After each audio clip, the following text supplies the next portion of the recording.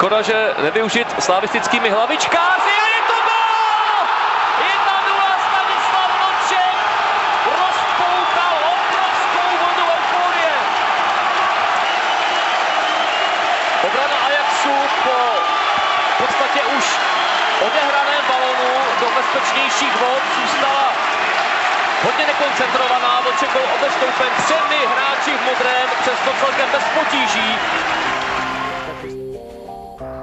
Jenomže takovéhle přihrávky dávají přece jenom další a další prostor pro Holanďany a Suárez toho tentokrát nedokázal využít po výborné narážečce.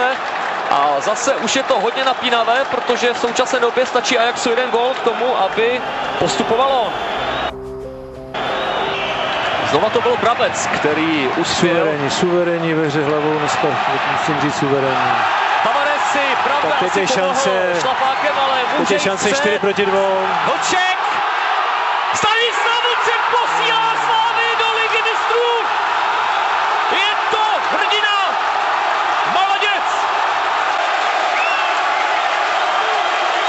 Kdyby se Praha dala napojit na energii, která teď vychází ze Strážského stadionu, tak se tady bude svítit ještě 14 dní.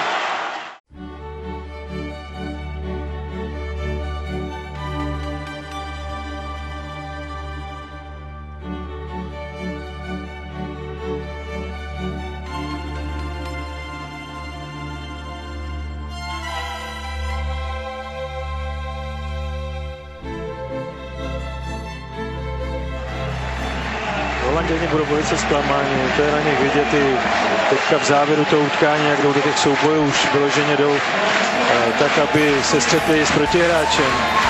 Utkání končí. Hotovo, dobojováno je.